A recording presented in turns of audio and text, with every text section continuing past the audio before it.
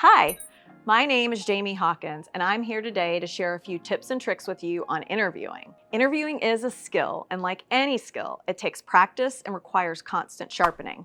But I believe there are a few key things that anyone can do to both ensure that the interview feels good, meaning it goes smoothly and feels like a very natural conversation, and also to help you set yourself apart from the other candidates. So the way I want to break this down today is by thinking about what you can do before, during, and after an interview to set yourself up for success. So let's dive right in.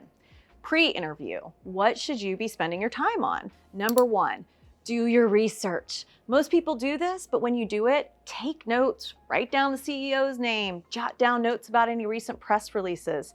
Try to determine what their org structure is and where the role that you're applying for might fit in. Try to really understand the company and their purpose, their why. Identify those areas that you want to better understand and use those to create a list of key questions for the interview. We're going to talk more about questions in just a minute, but the more research you do, the easier it's going to be to come up with intelligent questions that create good, healthy dialogue during that interview. Number two, know what your pitch is. Most interviews are going to start with, so tell me a little bit about yourself. Many candidates will go on and on for 5 to 10 minutes with their life history, including where they met their spouse, how long they lived in this city or that, but don't fall into that trap. It is really easy to do so because it is an open-ended question, but that's not actually what we as hiring managers are looking for. We want to hear your elevator pitch. So in 1 to 2 sentences, we want to hear a quick background about you and what your objective is. Once you know how you want to represent yourself in this elevator pitch, practice, practice, practice so that it will roll right off the tongue. Number 3, have your what I call plug and play stories ready. This piece is super important to me and has helped me a lot over the years when I'm sitting on the candidate side of the table. What I mean by plug and play is make a list of the really common tell me about a time when questions that you expect to get, and then take the time to identify a few key examples in your career that stand out, where you learned something really valuable, where you struggled, those pivotal or aha moments in your life, in your career. Button those stories up. Get super crisp on how to succinctly talk about what happened and get straight to the point of the impact. Once you know those and are comfortable speaking to them, you can typically plug and play or apply one of those to just about any scenario-based question that comes your way. Okay, so at this point, you've tackled the prep work, the big day has finally arrived. How do you make sure you show up well after all that hard work? 1, it's always good to keep things conversational. You want it to be conversational, as long as your interviewer is on board with that style.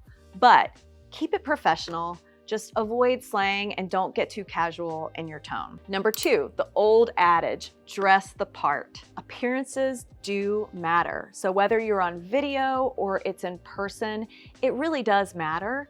This is another way of you showing the interviewer how much you personally care about this conversation.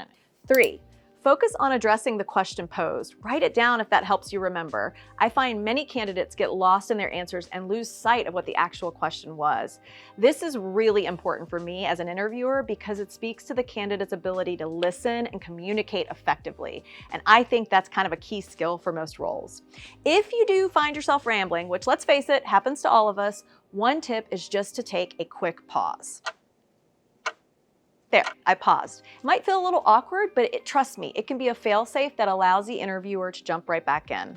Another tip would be after you take that intentional pause, simply ask, did I answer your question?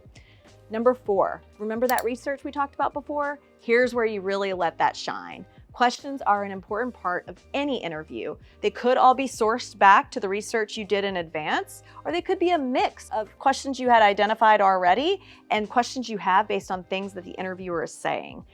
If appropriate, I also suggest asking your questions along the way. When the interviewer mentions something that sparks a question for you, it can really help with the flow and rapport building if you ask those along the way as they naturally fit into your conversation versus saving them all for the end. Now, not all interviews are designed or intended to go this way, but it's really easy to check on this in advance by asking your interviewer if they mind you asking questions throughout or if they do want you to save the questions for the end. All right, so at this point, you have rocked your interview. You feel great about it because you felt very prepared and the conversation felt really natural. What can you do afterwards at this point to really help seal the deal and cement that positive impression you made on the interviewer? First, the tried and true thank you note. For me, these are a must do. The best ones I've seen will usually have some sort of reference to something we talked about. So not just the generic, thank you for your time, I really enjoyed our conversation. That's great, but some sort of additional reference point. Maybe it's a joke that was made during the interview and had you both chuckling. Something to help the interviewer remember that connection point. Second, and this can be done before the interview also, but if not, after the interview definitely, connect with the interviewer on LinkedIn.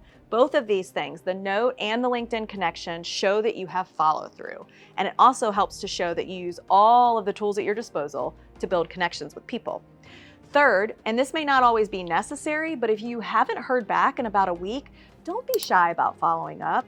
It can be as simple as a quick note checking in with the recruiter. And my last tip is really some general advice. No matter the outcome of your interview process, go forth with confidence that you can ace any interview. Don't be intimidated. This is a skill, as I said at the beginning, and practice is a key component of mastering any skill. I hope you found this video helpful, and I wish you all the best of luck in putting this into practice.